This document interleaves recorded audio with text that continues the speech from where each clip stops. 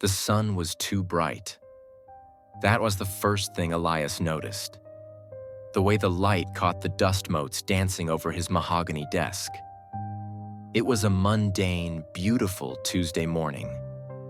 He was annoyed because his stapler had jammed, and he had a 1 p.m. meeting he hadn't prepared for. He didn't have a recorder then. He didn't have a plan. He just had a cup of lukewarm coffee and a sense of profound boredom. Then the world growled. It wasn't a sound at first. It was a vibration in his teeth. He looked at his coffee.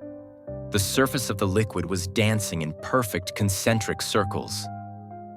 What the? Then came the roar. It sounded like a freight train was tearing through the drywall. The floor didn't just shake, it bucked.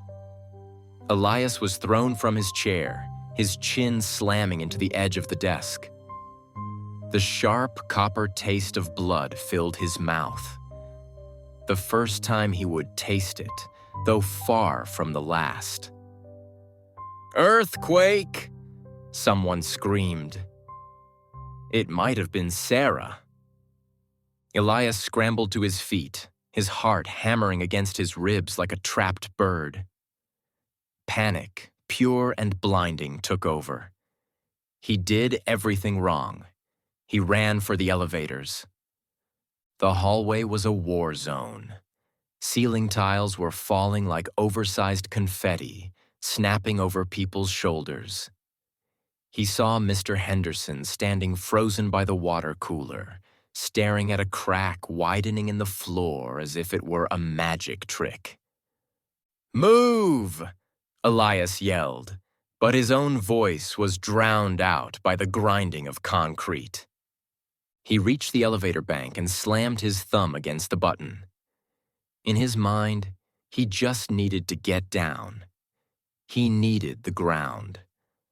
The door slid open with a cheerful ding that felt absurdly out of place.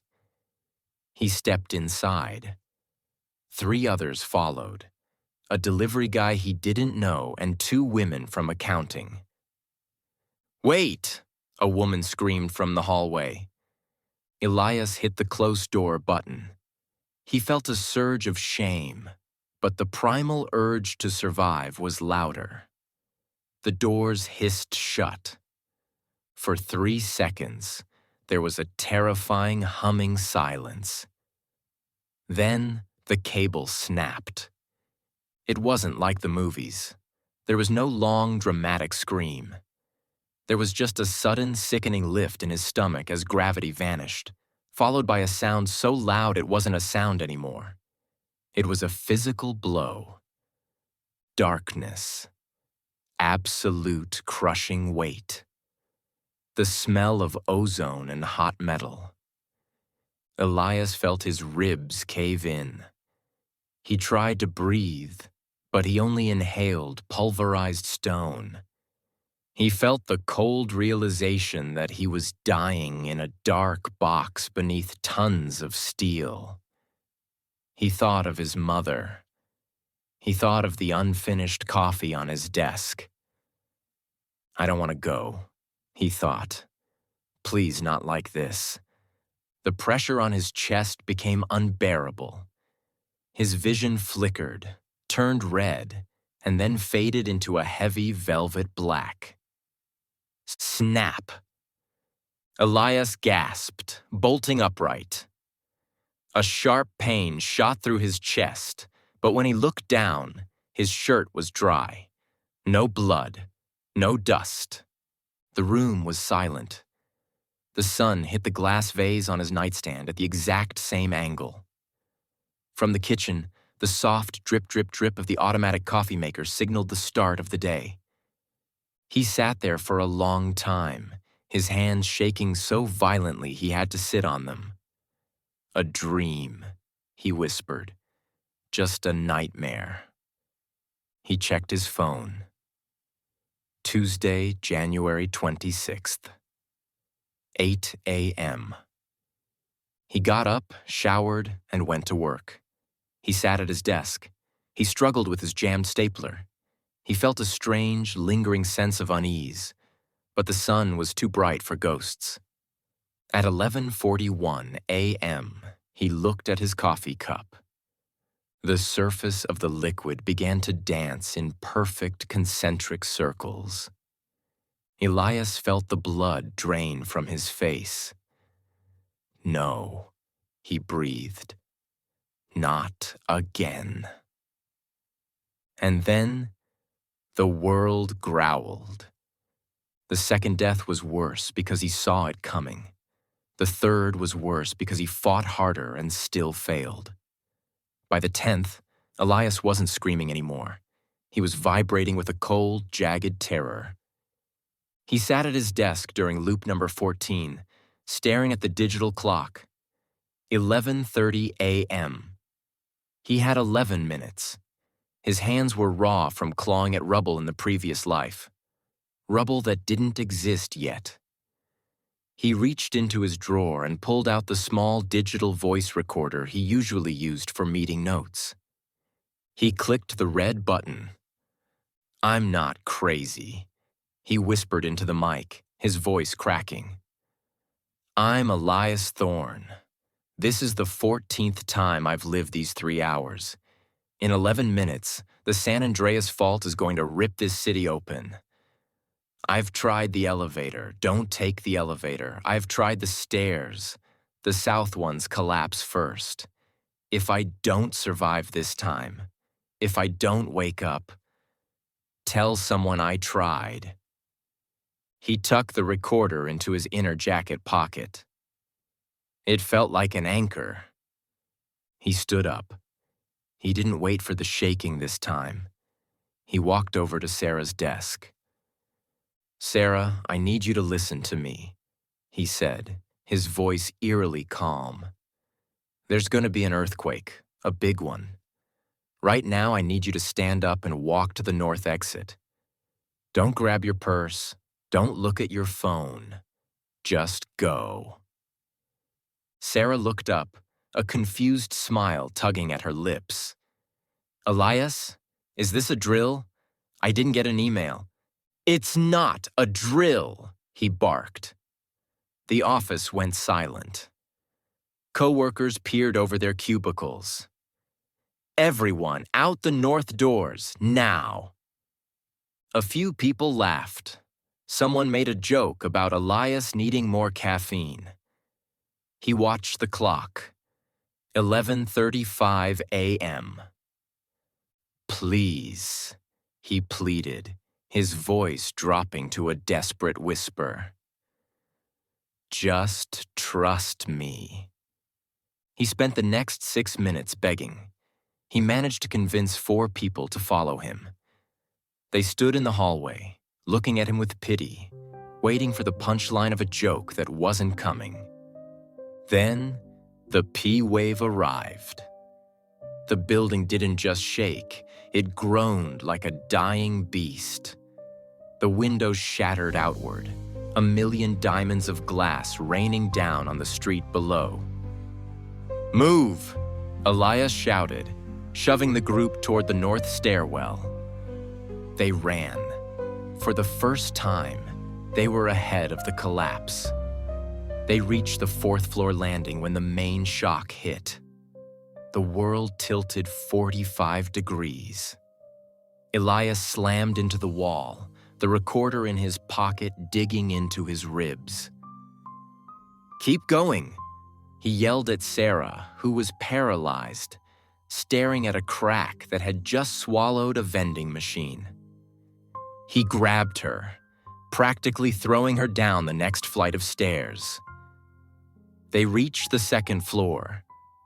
He could see the daylight of the lobby. He could see the street. "I'm going to do it," he thought. "I'm going to save them." But he had forgotten about the marble pillars in the lobby. In loop number 4, he had seen them fall, but he hadn't accounted for the timing if he arrived early. As they burst into the lobby, the ceiling gave way. A 3-ton slab of decorative marble swung down like a scythe. Elias saw it coming. He shoved Sarah forward, feeling the wind of the slab's descent whistle past his ear. He made it. They were on the sidewalk. Elias let out a sob of triumph. He reached for his recorder to log the victory. Entry 14. We're out. We're.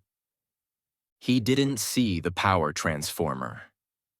It snapped off the pole directly above them, heavy and humming with lethal voltage.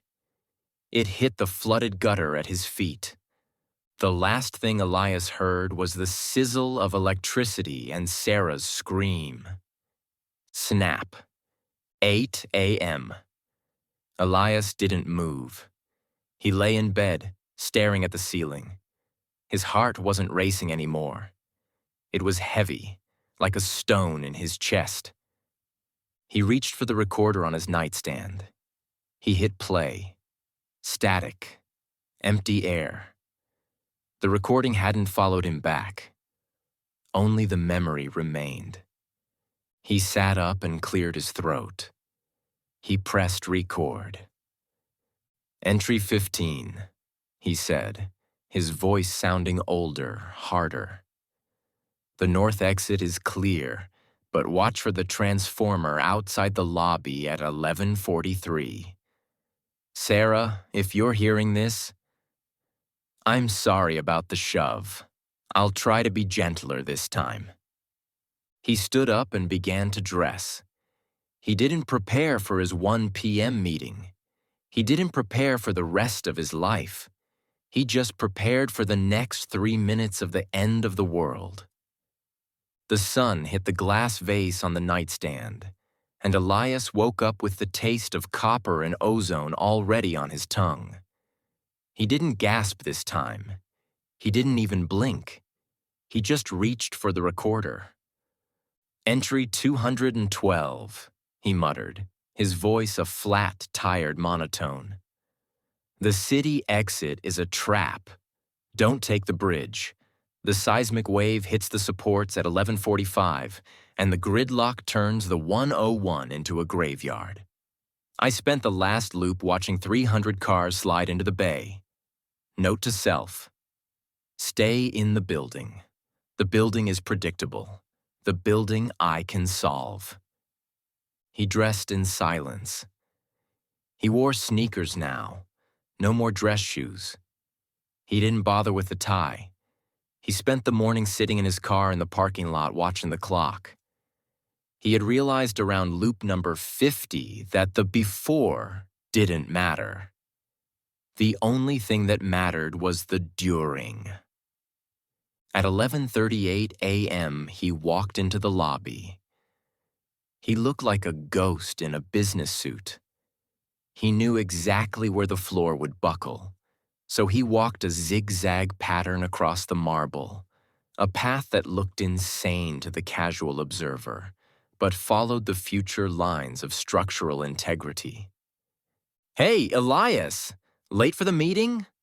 a coworker called out. Elias didn't answer. He was counting seconds. He stood by the heavy structural pillar near the mailroom. He knew that when the first jolt hit, this pillar would stay upright for exactly 64 seconds longer than the others. 40, he whispered. 39. He clicked the recorder again. I've started thinking of them as the doomed. It's easier that way. If I think of them as people who like movies and have kids, I stop moving. I have to be a machine.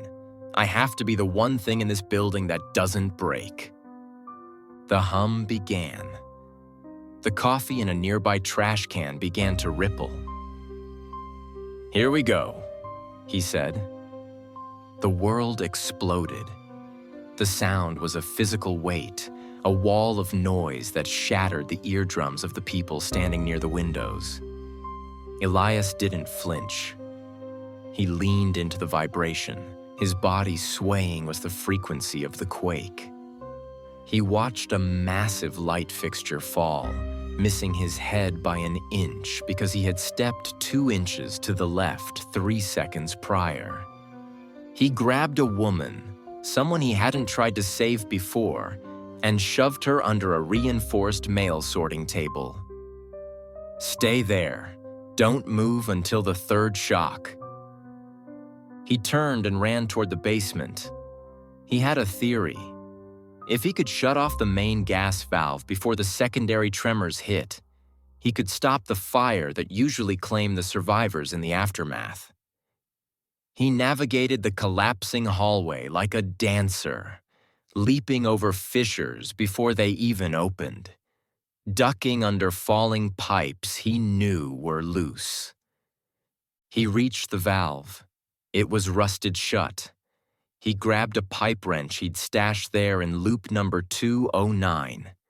He threw his entire weight against it. "Come on," he hissed, his knuckles bleeding. "Give me this. Just give me this one win." The metal groaned. The valve turned. A hiss of escaping pressure signaled his success. He leaned against the cold iron, a jagged laugh escaping his throat. For the first time in 200 lives, the building wouldn't burn. Then he heard it, a sound he hadn't heard in any other loop. A low, wet growl of rushing water. He looked up. By turning the gas valve, he had increased the pressure on a weakened water main. The pipe above him didn't just leak, it disintegrated. A wall of freezing, pressurized water slammed him into the concrete wall. He struggled, gasping, but the basement was filling too fast. The debris he'd avoided earlier was now a barricade, trapping him in a rising tomb. He held the recorder above the water line as long as he could. Entry 212. The gas is off. But watch the water. There's always a trade-off. The universe. It doesn't want them to live. It really, really doesn't want. The water surged over his head. Snap. The sun hit the glass vase on the nightstand. Elias looked at the ceiling. He felt the phantom sensation of water in his lungs, the cold sting of failure. He reached for the recorder. Entry 213, he whispered. The basement is awash. Let's try the roof. Would you like to see how he handles the chaos on the roof? Or skip forward to the point where he begins to find a way to communicate with the next version of himself? The sun hit the glass vase on the nightstand, but for the first time in 500 loops, Elias didn't wait for his eyes to adjust. He moved with the terrifying efficiency of a man who had lived this morning for a decade. Entry 512, he said, his voice a rasping ghost of itself. This is the one. I've mapped every fracture, every falling tile, and every heartbeat in this building. I've stopped trying to save everyone. You can't save everyone. To save the most, you have to choose who dies. God, forgive me for the math. He didn't go to his desk. He didn't wait for the coffee. He spent the morning moving objects in the lobby, shifting a heavy planter 3 feet to the left, jamming a fire door open with a stapler, cutting the power to the elevators at exactly 11 a.m.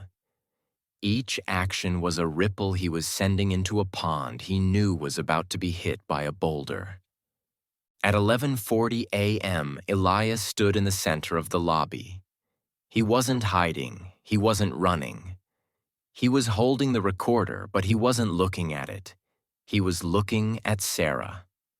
"Sarah," he called out. She turned, startled by the intensity in his eyes. "In 30 seconds, I want you to jump toward that planter. Don't look back, just jump." "Elias, you're acting really strange." "20 seconds," he said, his voice dropping. He pressed the record button one last time.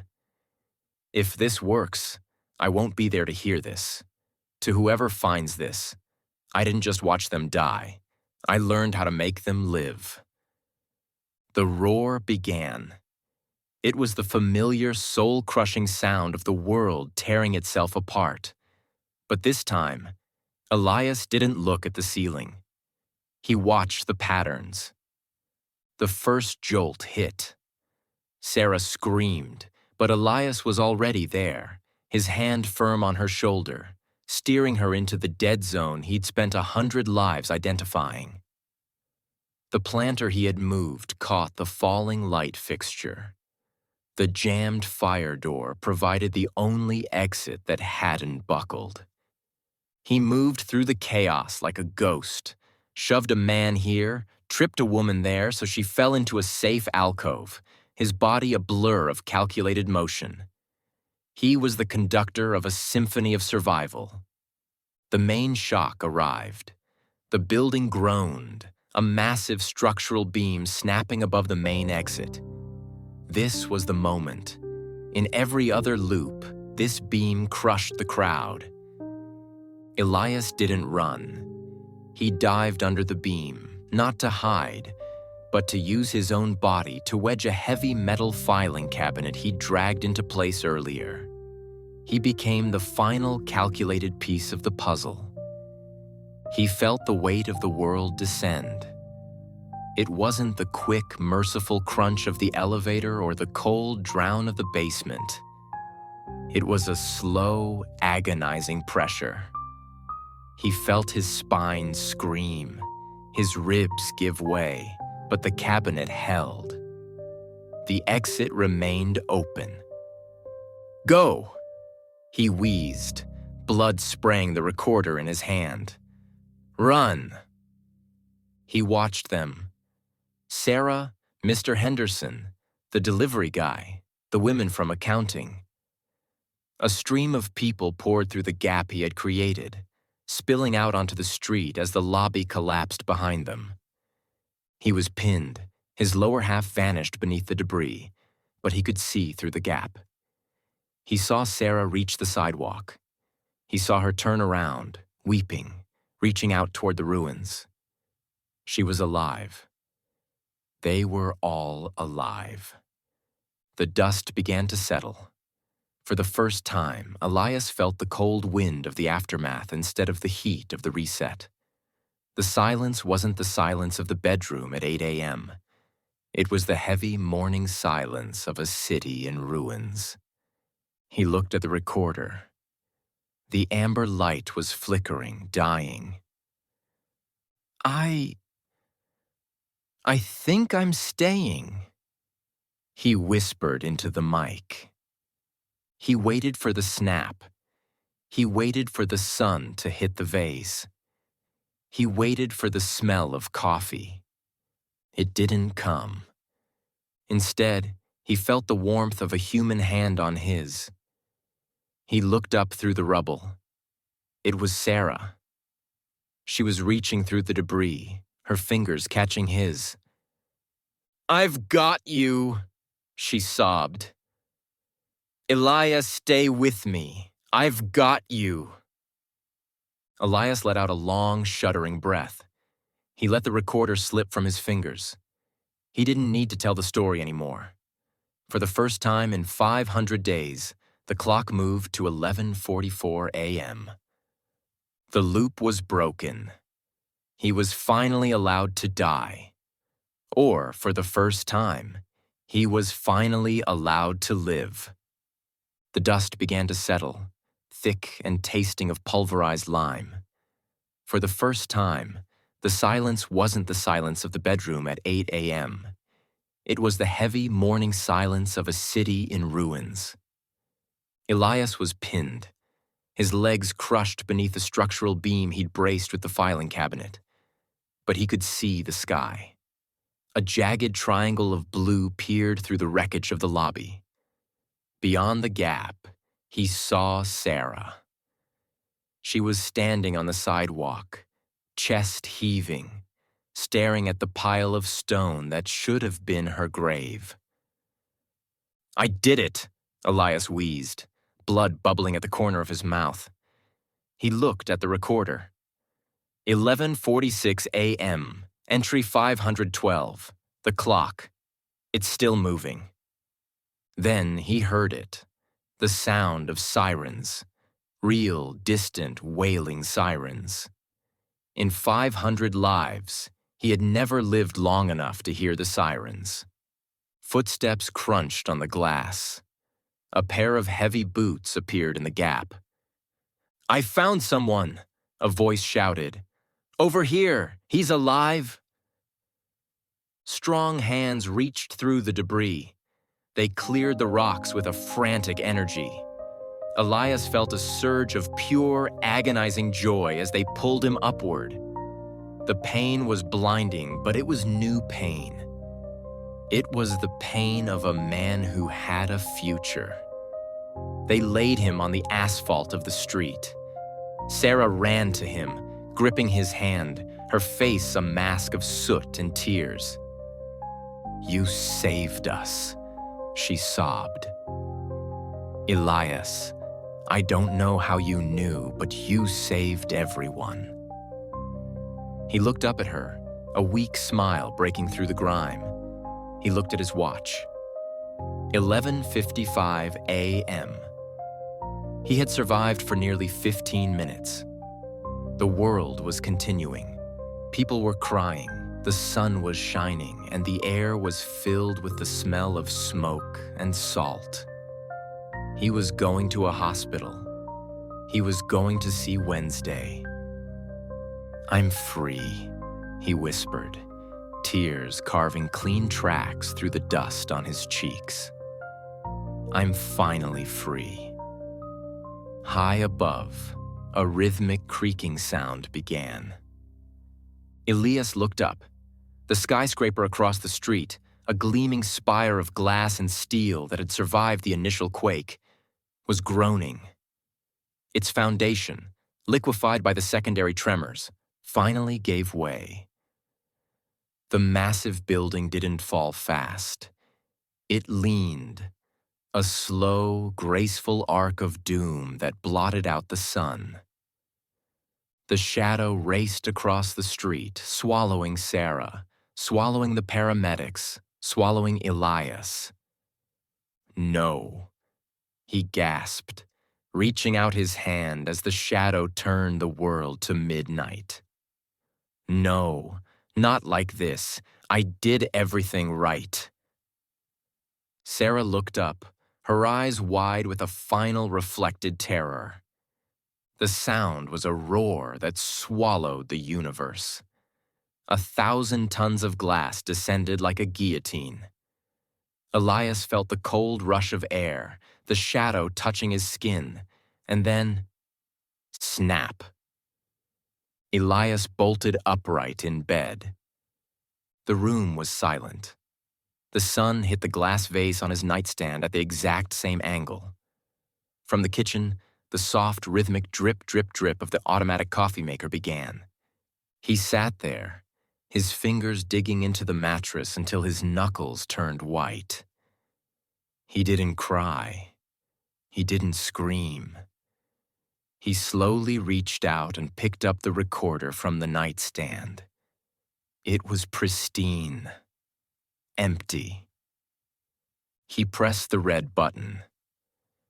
"Entry 513, he said, his voice as cold and hollow as a grave.